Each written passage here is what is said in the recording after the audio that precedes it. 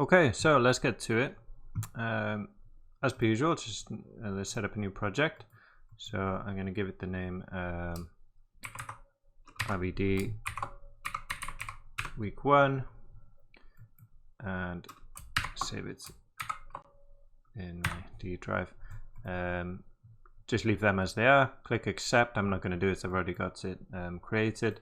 And then always save as, go into your hip, and then save into your hip and save your hip file. Okay, click accept, override. See, I've already got one there. Okay, and then I've already got a hip file node here, but in your geometry context, tab file to create a SOP context for me and a file node, and then I'm going to go ahead and find the model for this week. Okay, this Japan B2. Bring that in. There we go. So it's fairly heavy, so it's 2 million points. Okay, but it's really nice model. So what I'm going to do to start is drop and assemble, because I want to pack this based on the connectivity, right? So we're going to create packed geometry, right? And that will kind of pack, you can see it's kind of segmented everything, and it makes it easier to basically to delete bits that I don't want, which is what we're going to do now. Okay, so I'm going to drop a delete now, and we can delete points, that's fine. And we're going to delete by a bounding volume. Basically I want to get rid of the ground, and yeah, it's kind of made up of different sections. If I get rid of this, if you when you pack geometry, you can see you lose the kind of outline. So what you can do is, if you press D and go into geometry and then check this Y over packed geometry, then you get the wireframe back. You can see kind of these things are all kind of separate pieces of geometry. So I'm just going to do it with a delete SOP. Okay, so yeah, we'll do it by bounding region. So for the first one, let's find that box. Okay, it's over there. So let's go into our top view, so spacebar and 2, if I remember correctly. Yeah, bring it over, and then just try and grab that arrow on the right, press shift, and then it will drag it in both ways. I'm gonna set this to manual because it's taking a while to update. So I'll set it to manual, and it won't do it until I change that. And stretch this out just so it grabs everything in the road. So I come, just trying to line it up with the edge of the curve there. Maybe like that should be good. And the same just about there. Cool. And then I'm going to go back into my normal view and give it a bit more depth. Just make sure we grab everything underneath. Not too much height, because I don't want to, delete the lampposts and stuff like that. Set that to auto update. There we go. Okay, so that's not clipped everything off there, it's just deleted it cleanly. So we're not cutting or doing a boolean or anything. Put road there, and then whoops, let me just grab another one, alt click and drag, set this to manual as well, and then back into the top view, so spacebar and 2 again, and I want to get this other road as well. The reason I'm doing this, by the way, is because we want to build our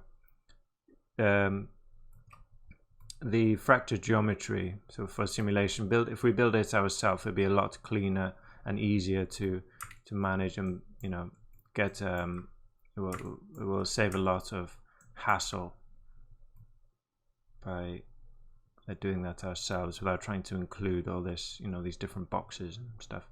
So there we go. So that should be fine as it is. Auto update, and that should get rid of all that. Nice.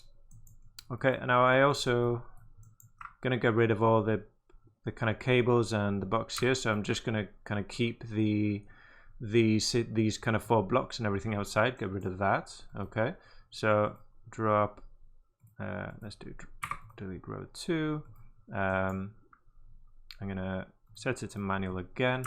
Alt click and drag. Let's do delete perimeter. And let's go into our top view again. So spacebar and 2. Now we've lost the visualization for some reason. Let's go to auto update. There we go. Manual again. Okay, and then we'll just kind of grab the outside. Am I at the bottom or the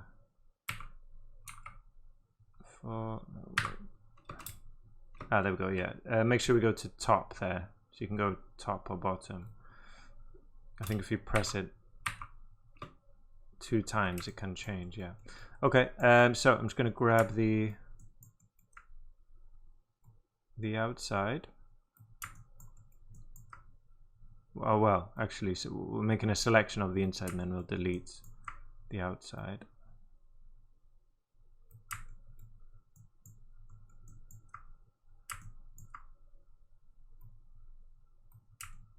I'm just kind of making sure I'm past, so the point will be in the center of here. So as long as we're not over the point, it won't select it.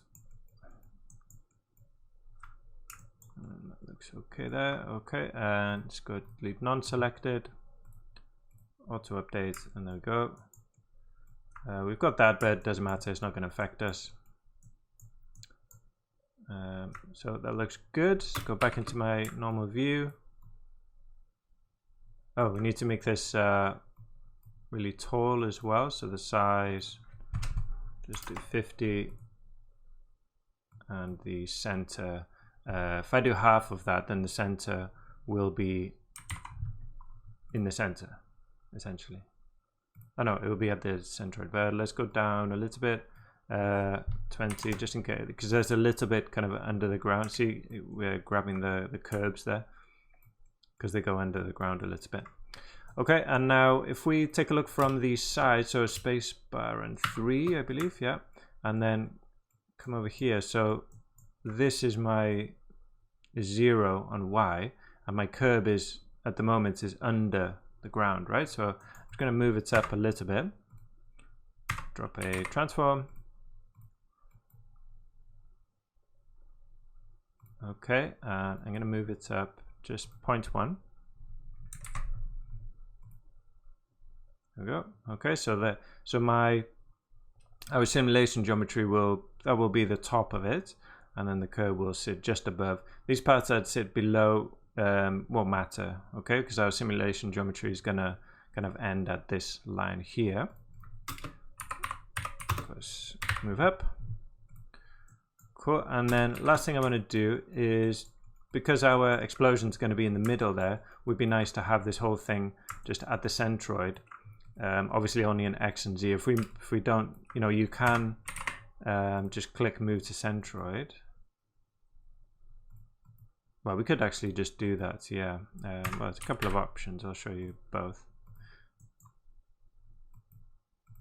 So I'm just going to drop a null here for the outs at the end of the stream. So we can either click this move to centroid, and that will move the whole geometry. But as you can see, it also moves it in Y.